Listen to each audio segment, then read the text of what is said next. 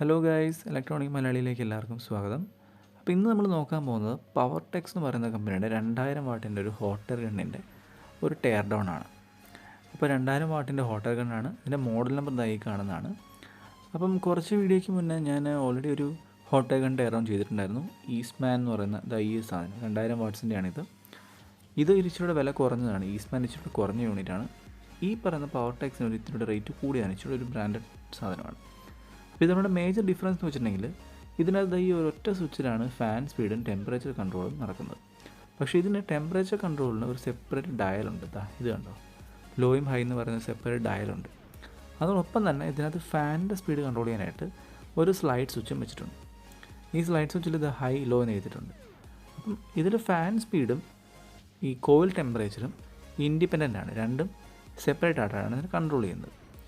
അപ്പം ഇതിനകത്ത് സർക്യൂട്ട് എന്തായാലും മറ്റേതിനെ വെച്ച് കമ്പയർ ചെയ്യുമ്പോൾ നല്ലപോലെ വ്യത്യാസം ഉണ്ടായിരിക്കും. അപ്പോൾ അതിനു മുമ്പായിട്ട് ഞാൻ ജസ്റ്റ് ഇതൊന്ന് ഓണായി കാണിക്കാം. അപ്പോൾ ഹെഡ്സെറ്റ് യൂസേഴ്സ് ഒന്ന് ശ്രദ്ധിക്കുക, ചിലപ്പം വോളിയം വരാൻ ചാൻസ് ഉണ്ട്. ഇത് ഫസ്റ്റിൽ നമ്മൾ ലോ എന്നുള്ളൊരു മോഡിലിട്ടിരിക്കുകയാണ്. ഞാൻ ഇതിൻ്റെ ടെമ്പറേച്ചറല്ല, ഇതിൻ്റെ ഫാൻ സ്പീഡ് ഒന്ന് കൂട്ടുകയാണ്. ഫാൻ സ്പീഡ് കൂട്ടിയാൽ ഫാനിൻ്റെ സ്പീഡ് മാത്രം മാറുന്നുള്ളൂ. ഇവിടെ ടെമ്പറേച്ചർ കൺട്രോൾ നോബ് തിരിക്കുമ്പം സൗണ്ട് കേൾക്കുമ്പോൾ നിങ്ങൾക്ക് മനസ്സിലാവും ടെമ്പറേച്ചർ കൺട്രോൾ നോബിൽ ഫാൻ സ്പീഡിൽ യാതൊരു എഫക്റ്റും ഇല്ല. പിന്നെ ഒരു കാര്യം ആദ്യം പറയട്ടെ, ഇതൊരു കേടായ യൂണിറ്റാണ്. ഇത് നന്നാക്കാൻ പറ്റത്തില്ല. ഇത് കംപ്ലൈൻ്റ് ആയിട്ടുള്ളൊരു യൂണിറ്റാണ്. ഇതിൻ്റെ ഹീറ്റിംഗ് എലമെൻ്റാണ് പോയത്. മാറാൻ നോക്കിയിട്ട് പറ്റുന്നില്ല, വാങ്ങിക്കാൻ കിട്ടുന്നില്ല. അപ്പോൾ എന്തായാലും നമുക്കിതൊന്ന് തുറന്ന് നോക്കാം. ഇതിൻ്റെ ഹീറ്റിംഗ് കൂലം മാറാൻ കിട്ടുകയാണെങ്കിൽ ഇതിപ്പോഴും വർക്കിംഗ് ആണ്, വേറെ പ്രശ്നമൊന്നുമില്ല. അപ്പം തുറന്ന് കഴിയുമ്പോൾ ഒരു സർക്യൂട്ട് ബോർഡുണ്ട്, ഒരു സ്വിച്ച്, ഒരു മോട്ടർ. നമ്മൾ പഴയ വീഡിയോ നിങ്ങൾ കണ്ടാൽ ഈസ്റ്റ്മാൻ്റെ വീഡിയോ കണ്ടിട്ടുണ്ടെങ്കിൽ അതിൽ നിന്ന് ഒരു ഓൾമോസ്റ്റ് സിമിലർ എന്നാൽ കുറച്ച് ഡിഫറൻ്റ് ആയിട്ടുള്ളൊരു സർക്യൂട്ടാണെന്ന് പറയാം. അപ്പോൾ ഇതിനകത്ത് മെയിൻസ് വന്നിട്ട് ഈ കാണുന്ന സ്വിച്ചിലേക്കാണ് ആദ്യം പോകുന്നത്. ഇതൊരു സ്ലൈഡ് സ്വിച്ചാണ്, ഒരു DP/DT സ്ലൈഡ് സ്വിച്ചാണ് വെച്ചിരിക്കുന്നത്. ഇച്ചിരി കറണ്ട് ഹാൻഡ്ലിംഗ് ഉള്ള ഒരു 6 ആംസ് റേറ്റഡ് ആയിട്ടുള്ളൊരു സ്വിച്ചാണ്. ഒരു സിംഗിൾ പോളാണ് കോമൺ ആയിട്ട് വന്നിരിക്കുന്നത് സെൻറ്ററിലുള്ളത്. പിന്നെ ഓഫ്, ലോ, ഹൈക്കുള്ള 2 വയറിങ് മുകളിലേക്ക് പോയിട്ടുണ്ട്. പിന്നെ ഈ AC മെയിൻസ് ഇൻപുട്ടിൻ്റെ രണ്ടാമത്തെ വയർ സ്ട്രെയിറ്റ് ആയിട്ട് നമ്മുടെ സർക്യൂട്ട് ബോർഡിലേക്കാണ് പോയിരിക്കുന്നത്.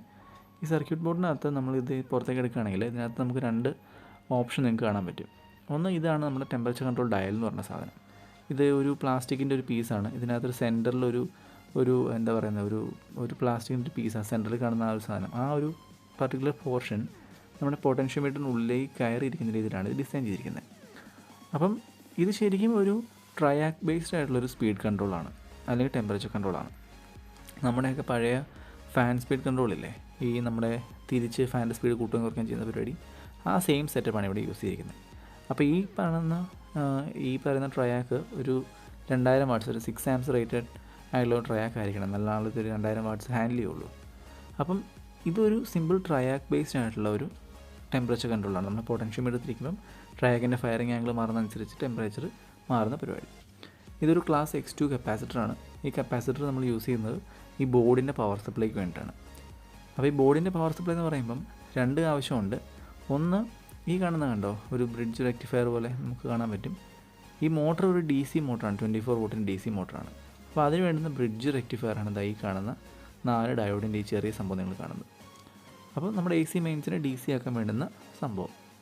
അപ്പം ഈ DC ആക്കുന്നത്, ഈ ബ്രിഡ്ജ് റെക്ടിഫയർ വഴി DC ആക്കുന്നത് ഈ മോട്ടറിന് 24 വോൾട്ട് വേണം. അതോടൊപ്പം തന്നെ ഇത് കണ്ടോ, ഇവിടെ ഒരു അൺനോൺ ചിപ്പുണ്ട്. ഈ പൊതുവേ ചൈനീസ് ഐറ്റംസിൻ്റെ എല്ലാം ഒരു പ്രശ്നം എന്ന് പറയുന്നത് ഈ ചിപ്പിൻ്റെ നമ്പർ അവർ മാറ്റി കളഞ്ഞിട്ടുണ്ടാവും. ഇത് അത് തന്നെയാണ് പ്രശ്നം. ഇതിൻ്റെ ചിപ്പിൻ്റെ നമ്പർ അവർ മാറ്റി കളഞ്ഞിരിക്കുകയാണ്. അപ്പോൾ ഈ ചിപ്പ് എന്തിനു വേണ്ടി ഫംഗ്ഷൻ ചെയ്യുന്നതെന്നെ പറ്റി നമുക്കൊരു ഐഡിയ ഇല്ല. അപ്പോൾ എൻ്റെ ഒരു ഗസ് എന്ന് പറയുന്നത് ഈ ചിപ്പായിരിക്കാം ഒരു പക്ഷേ ഇതിൻ്റെ ഫയറിംഗ് ആംഗിൾ കൺട്രോൾ ചെയ്യുന്നത്. പൊട്ടൻഷ്യോമീറ്റർ തിരിക്കുമ്പം ആ ചിപ്പിൽ നിന്നുള്ള സിഗ്നൽ ആയിരിക്കാം ഒരു പക്ഷേ ഇതിൻ്റെ ഫയറിംഗ് ആംഗിൾ കൺട്രോൾ ചെയ്യുന്നത്. അറിയില്ല. ഞാനിനി ബോർഡ് ഇപ്പം റിവേഴ്സ് എഞ്ചിൻ ചെയ്യാൻ പോകുന്നില്ല, കാരണം ഇപ്പോൾ സമയമില്ലാത്തതുകൊണ്ട് പറ്റുന്നില്ല. അപ്പോൾ ഇതിൻ്റെ ഹീറ്റിംഗ് എലമെൻറ്റിലേക്ക് വരികയാണെങ്കിൽ നമുക്കിതൊരു 3 വയർ കോൺഫിഗറേഷനാണ്. പഴയ വീഡിയോ കണ്ടിട്ടുണ്ടെങ്കിൽ നിങ്ങൾക്ക് മനസ്സിലാവും അതിനകത്ത് എണ്ണം കൂടുതലാണ്, വയറിൻ്റെ എണ്ണം കൂടുതലാണ്. കാരണം അവിടെ ടെമ്പറേച്ചർ കൺട്രോൾ ചെയ്യുന്നത് സ്വിച്ച് തന്നെ ആയതുകൊണ്ട് അവിടുത്തെ അറേഞ്ച്മെൻറ്റ് വ്യത്യാസമുണ്ട്. ഇവിടെ ഞാനിതൊന്ന് തുറന്ന് കാണിക്കാം. സെയിം സെറ്റപ്പ് തന്നെയാണ്. നമ്മുടെ പഴയ ഇതുപോലെ തന്നെ ഒരു ഇമ്പല്ലറുണ്ട്. ആ ഇമ്പല്ലറിൻ്റെ മോട്ടറാണിത്. ഇമ്പല്ലർ നമുക്ക് ട്രാൻസ്പെറൻ്റ് ആയിട്ടുള്ള ഇമ്പല്ലറാണ്. അപ്പം ഇത് പുറകിൽ നിന്ന് എയർ വലിച്ച് മുമ്പിലേക്ക് തള്ളിവിടുന്ന ആ ഒരു സ്പീഡ് അഡ്ജസ്റ്റ് ചെയ്യാനുള്ളതാണ് ഈ പറയുന്ന ഫാൻ സ്പീഡ് എന്ന് പറയുന്നത്. 2 സെപ്പറേറ്റ് ആയിട്ട് കറങ്ങുന്നത്. സൗണ്ട് ഞാൻ നിങ്ങൾക്ക് ജസ്റ്റ് ഒന്ന് കേൾപ്പിച്ച് തരാം. ഇതാണ് ഇതിൻ്റെ വർക്കിംഗ്, അല്ല സ്പിൻ ചെയ്യുന്നൊരു അവസ്ഥ എന്ന് പറയുന്നത്. അപ്പോൾ ഞാൻ പറഞ്ഞല്ലോ ഓൾറെഡി ഇതിൻ്റെ ഇത് വർക്ക് ചെയ്യുന്നില്ല. നമ്മുടെ ടെമ്പറേച്ചർ കൺട്രോളോ അല്ലെങ്കിൽ ഇതിൻ്റെ മെയിൻ ഹീറ്റിംഗ് എലമെൻറ്റ് വർക്ക് ചെയ്യുന്നില്ല. വളരെ ചെറിയൊരു ഹീറ്റ് മാത്രമേ ഇതിനകത്ത് നിന്ന് ഹീറ്റ് ഔട്ട്പുട്ട് മാത്രമേ നമുക്ക് ഇതിനകത്ത് കിട്ടുകയുള്ളൂ. അപ്പോൾ ഇതിനകത്ത് ഈ മോട്ടോറിൻ്റെ പവർ സപ്ലൈക്ക് വേണ്ടുന്ന മോട്ടർ 24 വോൾട്ടിൻ്റെ എന്ന് പറഞ്ഞല്ലോ. അപ്പോൾ മെയിൻസിനെ 24 ആക്കാൻ വേണ്ടി നമ്മൾ യൂസ് ചെയ്യുന്ന ടെക്നോളജി അവിടെ ഇവിടെയും സെയിം ആണ്. നിങ്ങൾക്കിപ്പോൾ ബാക്ക്ഗ്രൗണ്ടിൽ കാണാൻ പറ്റും ഒരു കോയിൽ പഴുത്തിരിക്കുന്നത്. അത് നമ്മുടെ പഴയ മെഷീൻ നിങ്ങൾ ആ വീഡിയോ കണ്ടാൽ നിങ്ങൾക്ക് മനസ്സിലാവും. അതിനകത്തും ഇതേ ടെക്നോളജിയാണ് യൂസ് ചെയ്യുന്നത്. ഇവർ സ്റ്റെപ്പ് ഡൗൺ ചെയ്യാൻ വേണ്ടി AC മെയിൻസിനെ സ്റ്റെപ്പ് ഡൗൺ ചെയ്യാൻ വേണ്ടി ട്രാൻസ്ഫോമറോ അല്ലെങ്കിൽ കപ്പാസിറ്റി ഡ്രോപ്പറോ ഒന്നും യൂസ് ചെയ്യുന്നില്ല. പകരം വരുന്ന AC-നെ 230 വോൾട്ട് AC-നെ 24 ആക്കാൻ വേണ്ടി 200 വോൾട്ടിലും ഡ്രോപ്പ് ചെയ്തിരിക്കാൻ വേണ്ടി യൂസ് ചെയ്യുന്നത് ഒരു റെസിസ്റ്റീവ് വയറാണ്. ഈ മെഷീൻ്റെ ഉപയോഗം തന്നെ സംഭവം ചൂടാക്കാൻ വേണ്ടിയിട്ടുള്ളതാണല്ലോ. ഞാൻ ഫാൻ ഒന്നുവന്ന് കറക്കാണ്. അപ്പം ഈ മെഷീൻ്റെ ഉപയോഗം തന്നെ ഈ ഹീറ്റ് പ്രൊഡ്യൂസ് ചെയ്യുന്നുള്ളതാണല്ലോ ഇതിൻ്റെ ഉപയോഗം തന്നെ. അപ്പം ഓൾറെഡി 2000 വാട്ട്സിൻ്റെ ഒരു കോയിലിനോടൊപ്പം തന്നെ 230 വോൾട്ടിൽ നിന്ന് 24 വോൾട്ട് കുറയ്ക്കാൻ മിച്ചം കിട്ടുന്ന വോൾട്ടേജിന് നമുക്ക് ഹീറ്റായിട്ട് ഡിസിപ്പേറ്റ് ചെയ്യുന്നതിന് പ്രത്യേകിച്ച് ഒരു പ്രശ്നമില്ല. കാരണം ഇതിൻ്റെ പർപ്പസ് തന്നെ ഹീറ്റ് ജനറേറ്റ് ചെയ്യുക എന്നുള്ളതാണ്. അപ്പം മോട്ടോർ സ്പിൻ ചെയ്യാൻ വേണ്ടുന്ന ലോ വോൾട്ടേജ് ആക്കുമ്പം അധികം വരുന്ന എക്സസ് ആയിട്ട് വരുന്ന 200 വോൾട്ട് ഹീറ്റായിട്ട് ഡിസിപ്പേറ്റ് ചെയ്യുകയാണ് ഇവിടെ ചെയ്യുന്നത്. അപ്പം ഇതിനകത്തും ഒരു മൈക്കയുടെ എലമെൻറ്റ് നമുക്ക് കാണാം, ഒരു ഷീറ്റ് കാണാം.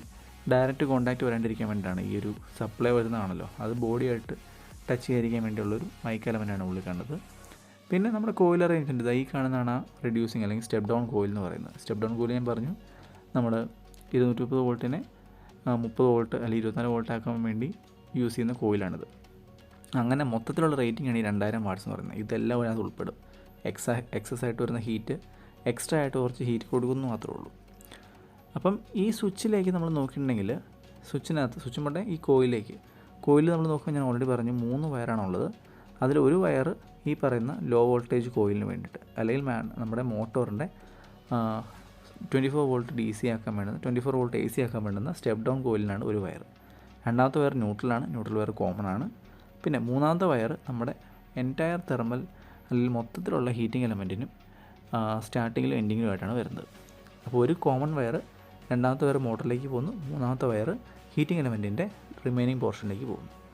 അപ്പോൾ ഇതിനകത്ത് ഹീറ്റിംഗ് കൺട്രോളും ടെമ്പറേച്ചർ നമ്മുടെ ഫാൻ സ്പീഡ് ഇൻഡിപെൻഡൻ്റ് ആയതുകൊണ്ടാണ് ഇങ്ങനെ ഒരു സർക്യൂട്ട് നമുക്ക് ചെയ്യാൻ പറ്റുന്നത്. പഴയതിനകത്ത് ഇച്ചിരി വ്യത്യാസമുണ്ട്, നിങ്ങൾക്ക് ആ വീഡിയോ കാണുമ്പോൾ നിങ്ങൾക്ക് മനസ്സിലാവും.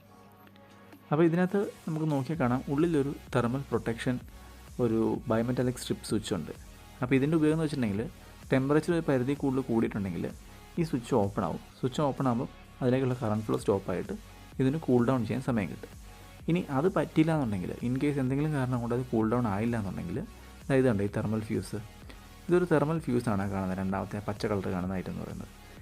ഈ ഇൻ കേസ് എന്തെങ്കിലും കാരണം കൊണ്ട് നമ്മുടെ ബയോമെറ്റാലിക് സ്ട്രിപ്പ് ചൂടായിട്ട് ഒട്ടിപ്പിടിക്കുകയല്ലേ, അത് ഓപ്പൺ ആകാൻ പറ്റാതിരിക്കും, എന്തെങ്കിലും ഫോൾട്ട് ഉള്ളതുകൊണ്ടത് വർക്ക് ആയില്ല എന്നുണ്ടെങ്കിൽ ആ എക്സസ് വരുന്ന ടെമ്പറേച്ചർ കണ്ടമാനം കൂടിയിട്ടുണ്ടെങ്കിൽ ഒരു പരിധി വിട്ടിട്ടുണ്ടെങ്കിൽ ഈ ഫ്യൂസിൻ്റെ ബ്രേക്ക് ഡൗണിനേക്കാളും കൂടിയ ടെമ്പറേച്ചർ പ്രൊഡ്യൂസ് ചെയ്യും. അപ്പോൾ അങ്ങനെ ഒരു സമയത്ത് ഫ്യൂസ് ബ്ലോ ആവുകയും ആ സർക്യൂട്ട് കട്ട് ചെയ്യുകയും അതുവഴി ടെമ്പറേച്ചർ കുറച്ച് നിർത്താനും പറ്റും. അപ്പോൾ ഇത്രയൊക്കെയുള്ള ഈ ഒരു പർട്ടിക്കുലർ മോഡലിൻ്റെ വിശേഷം എന്ന് പറയുന്നത്.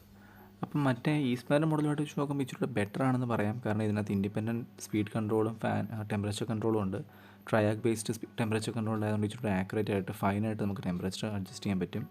പക്ഷേ ഇതിൻ്റെ പ്രധാന പ്രശ്നം എന്ന് വെച്ചിട്ടുണ്ടെങ്കിൽ ആ അൺനോൺ ചിപ്പാണ്. ഇൻ കേസ് ഇത് കംപ്ലയിൻ്റ് ആയാൽ ആ കംപ്ലയിൻ്റ് ആയതിൻ്റെ കാരണം ഈ ചിപ്പാണെങ്കിൽ നമുക്ക് ഈ മെഷീൻ കളയാനേ കൊള്ളുകയുള്ളൂ, മറ്റൊന്നും നമുക്ക് ചെയ്യാൻ പറ്റില്ല. അങ്ങനെ നോക്കുമ്പോൾ ഞാൻ പറയും ഈസ്മാനാണ് ഇച്ചിരി നല്ലത്. കാരണം നമുക്ക് റിപ്പയർ ചെയ്യാൻ പറ്റും, സിമ്പിൾ കമ്പോണൻസ് ആയതുകൊണ്ട് തന്നെ. അപ്പോൾ ഇത്രയൊക്കെയുള്ള ഈ വീഡിയോയെ പറ്റി എല്ലാവർക്കും നന്ദി.